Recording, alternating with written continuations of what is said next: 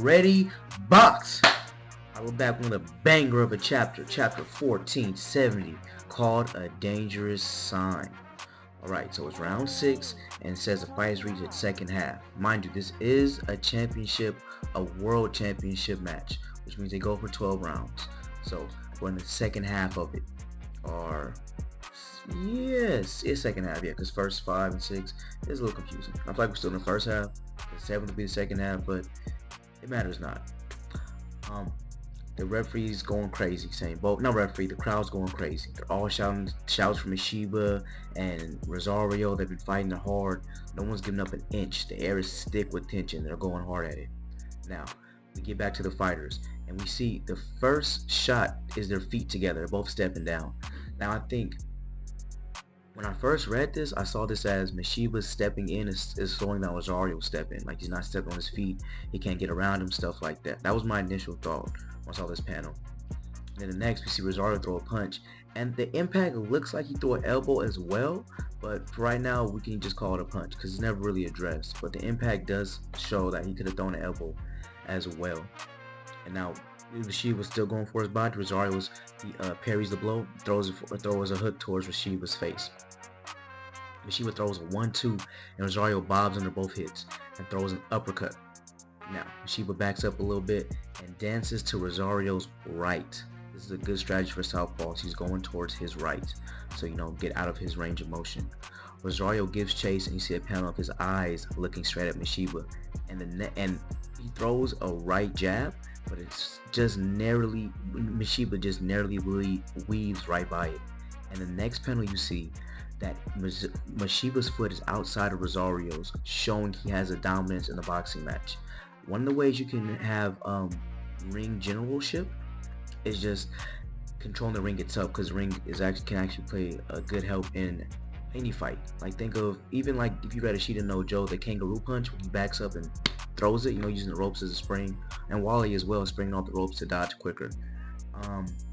Not so much other stuff, the backflips and holding on, that's a lot of extra. But another way is your foot placement. Now, being outside of Rosario's right foot, he has the dominance, so he basically has Rosario's full view of him, and Rosario have to get back and pivot to get in a good position to punch him, because Rosario's pretty much sitting duck at this position. And as he's pivoting back to turn, he's hoping to take a blow, which is exactly what Mishiba does. A right straight just into his stomach. And we get a panel view of his intestines, his solar plexus, all that good stuff, showing the pain. But Rosario powers through. He throws an uppercut towards Mishiba, causing him to back up. Mishiba is still circling towards the right, but as he dances away and gets on his bicycle, Rosario gives chase. Mishiba throws out a flicker, and again, Rosario bobs underneath it. And you can kind of see from this motion, it kind of resembles the Dempsey roll, the evil Dempsey I was talking about. So it's showing us playing in there how it look on the world stage in small amounts. Also, just another flashback to when Saiki and Itagaki got into their iconic fight, when Itagaki had shown who the main character was. He dodged in a Dempsey roll motion as well. It wasn't really brought up, but I want that to be known. Like, the figure 8 motion is good for dodging. As Rosario bobs, he steps in and gets right on Mishiba's chest. And now they're face to face. Rosario looks up determined, Mishiba looks down determined. Rosario goes for a right hook as Mishiba throws down his chopping right. It's right for right. And Mishiba's chopping right misses. And Rosario's hits, and Mishiba guarded against the right hook, or left hook rather, I'm sorry. The whole thing, he's been dodging to the left hook, I've been messing up. Rosario's left hook hits. Even though Mishiba guarded, the left hook still hurt Mishiba. It got through the guard. And Mishiba recovers quickly. He's ready to throw his flipper jab, and then Rosario comes out with the left hand. Now, I want it to be stated, in the panel where Mishiba got hit, you can see that Rosario's foot is on the outside, so he technically had the ring control, and Mishiba was at a disadvantage, so the punch came from one of his blind spots. Although Mishiba instinctively blocked, because that was the punch that knocked him down, he's more on guard for it. I want this to be noted too. The reason he got hit is because he lost control of the outside and of the ring. They stand still and trade blows. Boom, boom. They go 2. Like they just nicked him. Mashiba's cut isn't getting touched. It's not bleeding as much. I don't think it's going to really come into play again until maybe the last couple pages of the round, or towards the conclusion. But right now his eye's not bleeding so much. They both begin to dance again, and Mashiba gets on his bicycle. Rosario's giving chase. Mashiba throws a flicker. Rosario sees it and ready to intercept it. But it was just a feint. Mashiba stops his hand short and goes for a chopping right to the body. But Rosario sees this too. Mashiba is surprised that he caught it, and Rosario lands a left right to Mashiba's jaw. Nothing beats the double cross but the triple cross. Rosario saw through the feint and then hit Mashiba in the face. Like, that's world level technique. You're not getting hit with the same move twice. So I like when the chapter kind of shows you the match without telling you about every little thing, let you kind of watch the fight. I kind of like that. I like watching the high level techniques. Announcer says it's a back and forth offense and defense. You can't blink your eyes. The tension's at a max. The crowd is going crazy. We get a double page spread, but this time it's more of just the crowd and like how everyone's cheering on, as opposed to in previous chapters the solemn mood. Like, they got the life back out there. Mashiba has his fans on him. Mashiba and Rosario still throwing uppercuts and straights and just narrowly missing each other. The crowd is still going crazy, saying, "Hey, he almost grazed him." They think he's still leading with his head, like he's still trying to cheat. And so once we switch back to Takamura, he starts explaining that he's not trying to headbutt him on purpose. Like, sometimes when it's an orthodox versus southpaw, you will land hits. It's not anything bad. It's just sometimes it is accidental. Even though he was overdoing it in the beginning of this match. We switch into Gaki. He says even though he dragged him into a rough fight, he couldn't get in. So he switched back to a frontal assault. That's what you're saying? Aoki says that's exactly what Mashiba predicted. Kimura says perfect. Like, Rosario has changed up his whole strategy from being aggressive and attacking to now coming in like doing a regular assault, like the original game plan. And then Takamura says wrong. That's actually bad. And we switch to Miyata. He says, "You said they'd resonate, didn't you?" I kind of like having the two different groups separate while they talk. I think if they're all together, the interactions would be too goofy.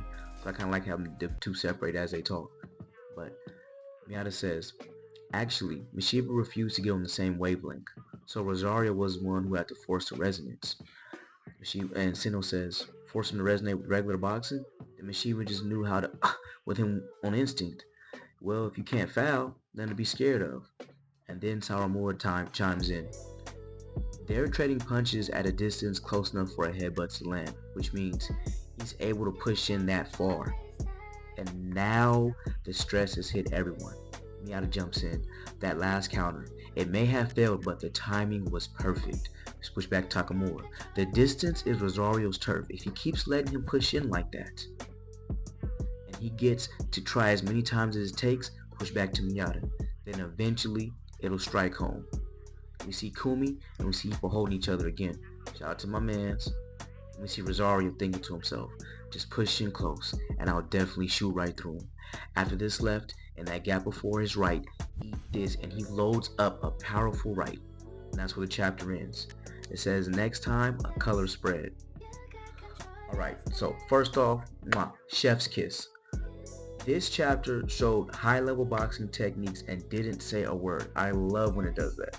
Showing the difference between feints and jabs and catching and double crossing, cross, or like a counter. Like, real life boxing happens so quick and so fast in a moment, it's hard to catch every little detail.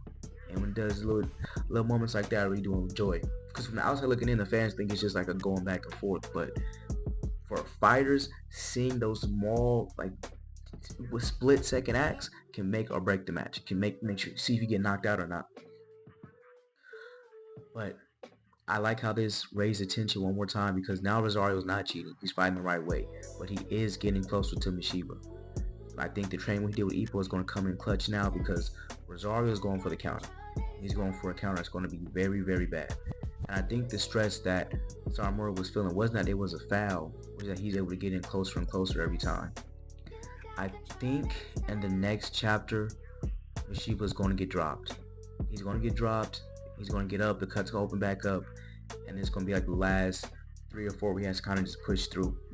I don't think it's gonna be a situation like it was with David Eagle and Takamura where he was literally fighting blind, but I do think it's gonna be a situation where Mashibu have to go for a counter, or maybe it's gonna sound nasty, maybe even smear his blood on him, even cheat a little bit. I don't wanna go for a clinch to uppercut, but Mashibu's gonna it's gonna take a last minute attack. I really think it's gonna end on a chopping right, but this next down is gonna do some damage to Mashibu. Definitely damage. So I expect the next 2 chapters to be pretty bloody and pretty balls to the wall because we're coming to the climax of this match, and I don't think it's gonna make it to round 7. That's all I got for you guys this time. Taking that like button. Go ahead, subscribe to me. Want more action, and I'll catch you on the next one.